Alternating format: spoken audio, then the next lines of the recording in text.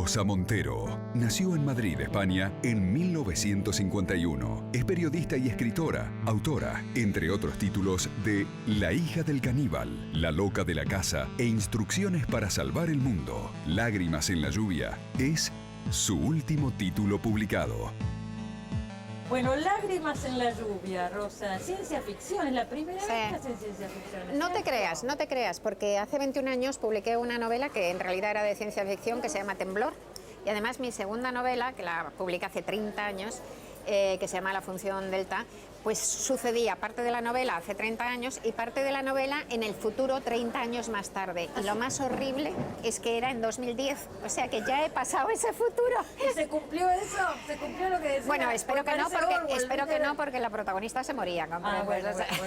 Espero que no, pero no he vuelto a leer el libro porque no volvemos a leer, casi nadie se vuelve a leer sus obras, ¿no? Sí. Pero lo que sí recuerdo, por ejemplo, de La función delta, es que yo había puesto que en el año 2010 nadie fumaba, no se dejaba fumar a nadie, y te juro, ojalá. Bueno, pues es lo que está pasando casi, ¿no? Las prohibiciones de fumar. Y sin embargo, en el año 30 años atrás, cuando lo escribí, en el 80, era todo el mundo fumaba, era como inconcebible, así que por lo menos en eso atiné. Tuviste una visión, pero después dejaste la ciencia ficción durante muchos años, tus libros más conocidos no son Sí, claro, bueno, lo que pasa es que cambió mucho, pero me gusta investigar nuevas maneras de contar el mundo. En el fondo, ¿sabes? Siempre hablas de lo mismo. Este libro también habla de mis temas básicos. Lo que pasa es que utilizas la ciencia ficción en España, en concreto, hay un gran prejuicio contra ella y la gente se cree que es algo esotérico y que te vas de la realidad y que hablas de marcianitos con orejas picudas y cosas así. Pero la ciencia ficción es un género en donde hay gente que escribe literatura maravillosa y no es para irte de la realidad, sino para profundizar en la realidad, porque te da posibilidades, es una herramienta muy poderosa porque te da posibilidades metafóricas muy grandes. Claro, porque estás analizando el presente en realidad, claro. Imaginando la España dentro de 100 años, estás hablando el mundo de hoy. Dentro de 100 años, ¿No es claro. cierto? Estás hablando de la condición humana, que es siempre la misma. Además. Obviamente. Sí. Está este personaje, a mí me parece que es muy interesante, la protagonista, que es un androide, ¿no? Que tiene 6 años de vida, pero memoria de 20 años. Sí. Porque está programada esa memoria, es una memoria programada, y vos te preguntás, o el lector también se pregunta, si en realidad nuestra memoria no está programada. Y a partir de nuestra identidad, nosotros distorsionamos también los hechos del pasado. Totalmente, que nuestra memoria es un cuento, que nuestra memoria, como le dice un personaje a Bruna Husky, la protagonista, que nuestra memoria es también artificial de alguna manera, que nos la hemos inventado, eso es evidente. Además, eso se prueba fácilmente. Yo muchas veces, por ejemplo, recuerdo cosas junto con mi hermano, tengo un hermano, ¿no? 5 años mayor que yo, recuerdo cosas que hemos vivido juntos de la infancia y es alucinante porque los padres de mi hermano no son mis padres, es que no se parecen en absoluto. Eso es impresionante, porque cada uno ha reescrito esa memoria de otra manera. Así que la memoria siempre es mentirosa. Y eso quiere decir que la identidad que se basa en la memoria también es un invento. Claro. Nuestra identidad es otro invento. Claro, la identidad es un invento. Exacto. Estos hechos que distorsionamos, algunos los borramos, otros los inventamos, los edulcoramos. Sí. Por ahí es una necesidad de supervivencia también. Total, ¿no? es que armarse un pasado que nos resulte coherente, por lo menos coherente. En algunos casos el ser humano, y además eso es un lujo de nuestra adaptabilidad, olvida el sufrimiento, lo coloca en otro lugar, lo explica, pero sobre todo lo que hacemos al reinventarnos el pasado es darle un sentido, porque la vida es caótica, es furiosamente caótica, y sin esa imaginación y sin esa creatividad con la que intentamos dar un sentido a la vida, no podríamos resistirla. Todo sería ruido y furia, como decía Shakespeare, ¿no? Sería insoportable. Tal cual. De esa manera la ordenamos. La ordenamos.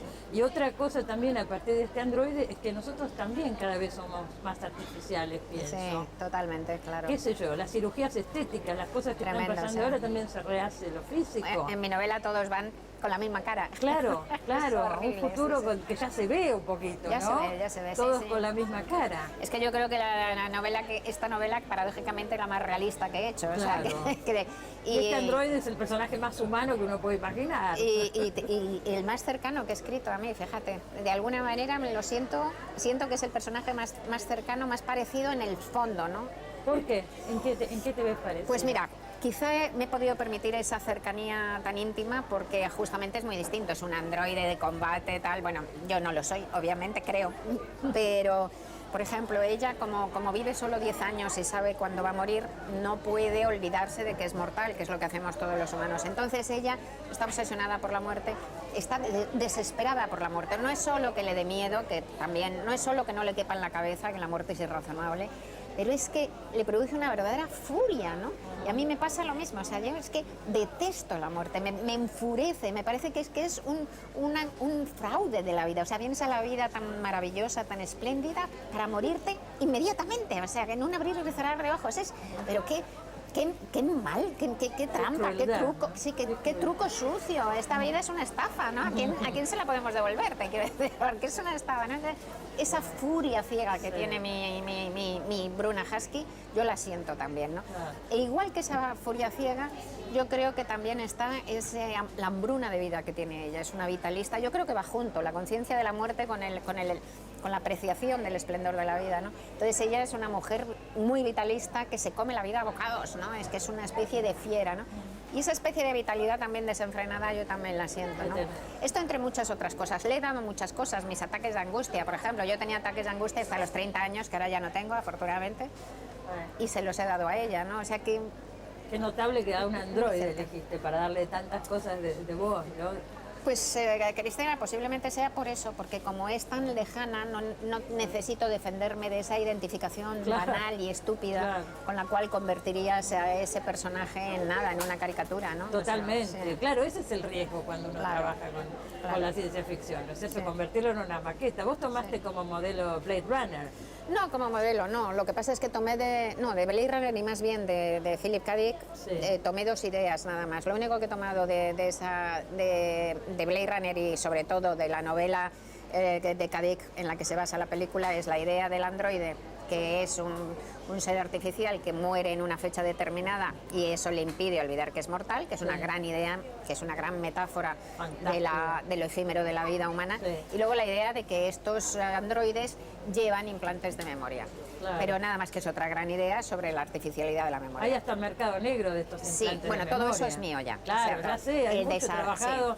¿Qué sé yo? Está llena de detalles la novela, estas casas a las que se le habla a la casa. Sí, ¿no? Bueno, pero eso ya está, eso ya es una tecnología. Ya viene, digamos, hay cosas que uno dice, pueden pasar mañana.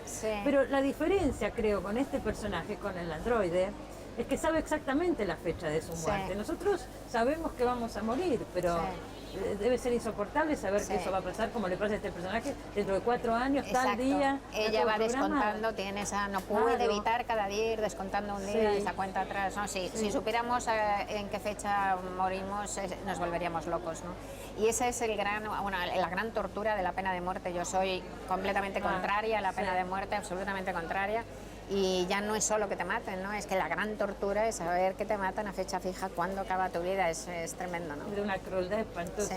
El libro está dedicado a tu marido que murió hace 2 años. Yo leí que lo habías empezado a escribir de todas maneras antes de la muerte de él, ¿no? No solo antes de la muerte, antes de su enfermedad, antes de que nos sucediera nada, ¿no?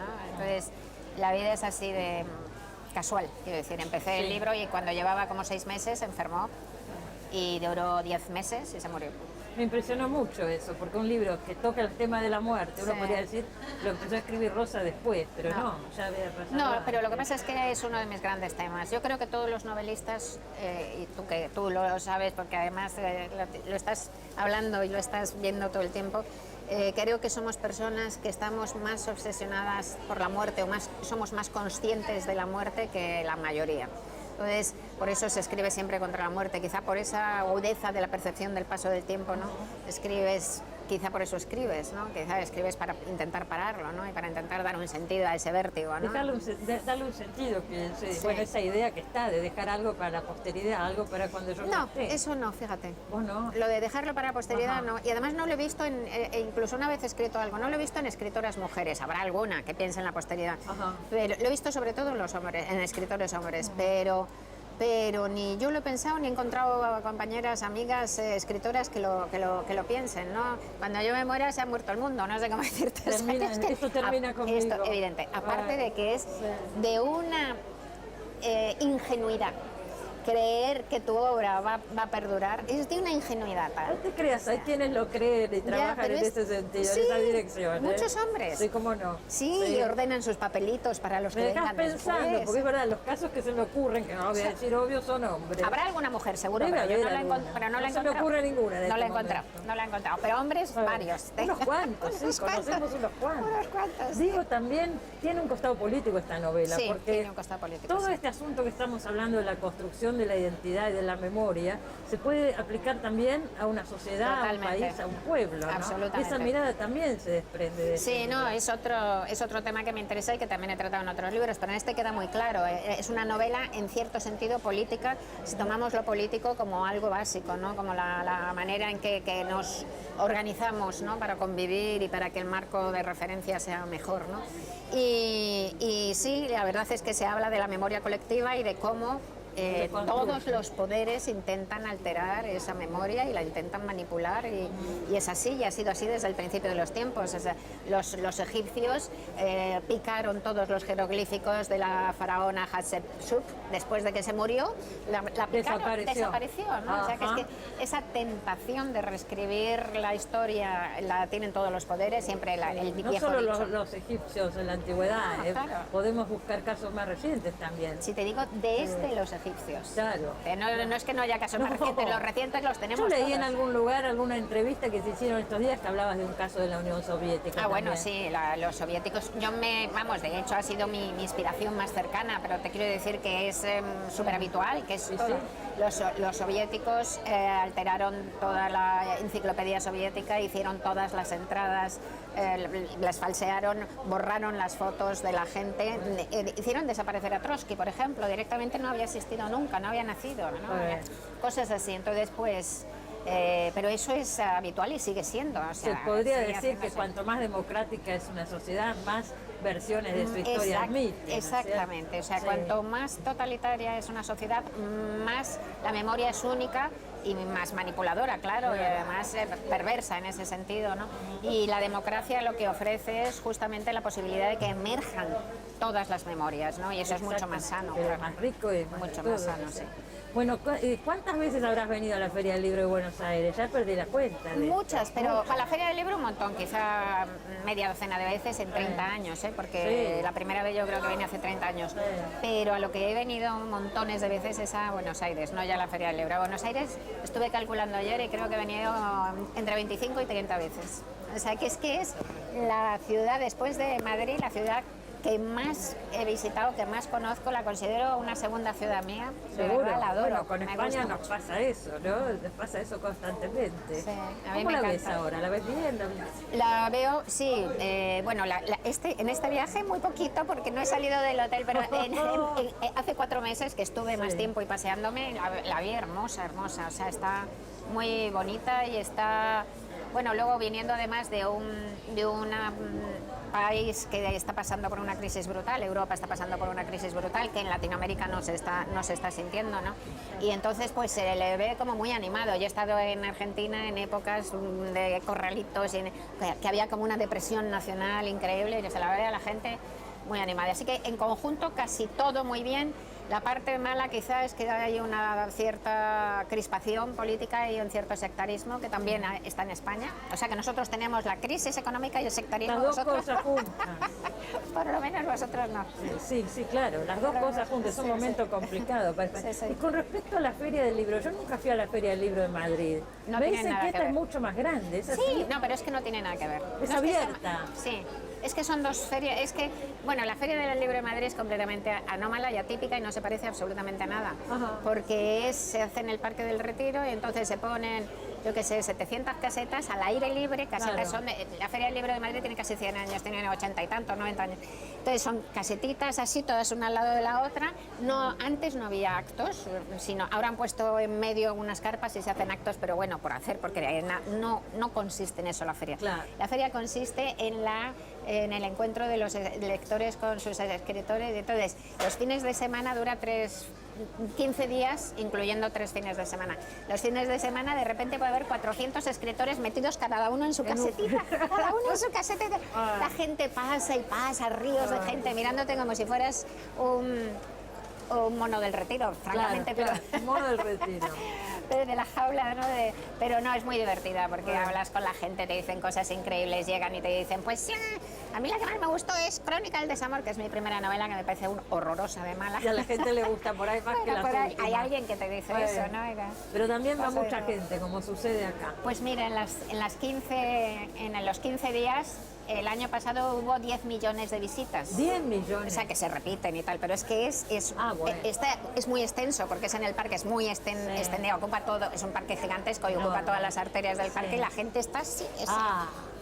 En fin de semana miras hacia arriba y ves todo como una Y manifestación. Yo digo, ese furor por el libro se mantiene después, porque acá hay mucho furor alrededor de las 3 semanas de la Feria del Libro, pero después la gente no lee tanto el resto del año, ni va tanto a las librerías. No, bueno, ¿Cómo pasa? la Feria del Libro se vende muchísimo, se vende a lo mejor desde luego de Madrid, se vende una barbaridad, a lo mejor no quiero decir una tontería, pero un tercio de lo que se vende en todo el año se vende ahí. Se vende ahí, pero bueno, el furor dura menos porque la Feria del Libro además, que es ahora, es al principio del verano, la gente compra libros para las vacaciones también y tal. La pregunta era más allá, digo, ¿vos sentís que se lee mucho en este momento en España? La Se literatura lee mucho más que cuando yo era niña, por ejemplo. Lo que pasa es que la lectura siempre ha sido minoritaria. Claro. La lectura siempre ha sido minoritaria y esa minoría es hoy más grande que nunca en todo el mundo. Bueno, eso es fantástico. Todo el mundo. ¿no? Entonces, no quiere decir que haya que quedarse en eso, hay que seguir intentando Por supuesto, que la gente pero vos lea sentís más. que está creciendo. Sí, y en España, evidentemente. Bueno, de Buenos Aires a Bogotá, la Feria de Bogotá. Efectivamente, sí. En la Feria de Bogotá he estado un par de veces y es como una... Sí, es muy simpática también, está muy...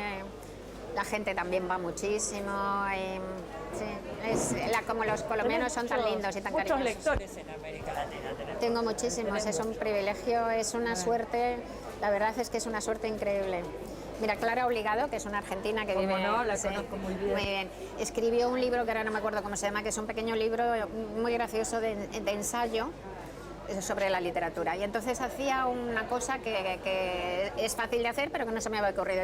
Dice, si una persona lee un libro a la semana desde los 8 años hasta que cumple 80 años, que es mucho leer, solo lee 3.000 libros en su vida, que no es nada. No es nada. Entonces, desde que leí ese libro de Clara Obligado, cada vez que veo que hay un lector, digo, ¡oh! Y de los poquitos libros que lee en su vida, ha escogido uno mío. ¡Qué emoción! Gracias. Gracias. cierto? Sí, sí. Bueno, te agradezco mucho haber estado por acá. Nos veremos pronto porque venís seguido a Buenos Aires. Sí. Mucha suerte. Muchas gracias, Cristina, un gustazo. Gracias.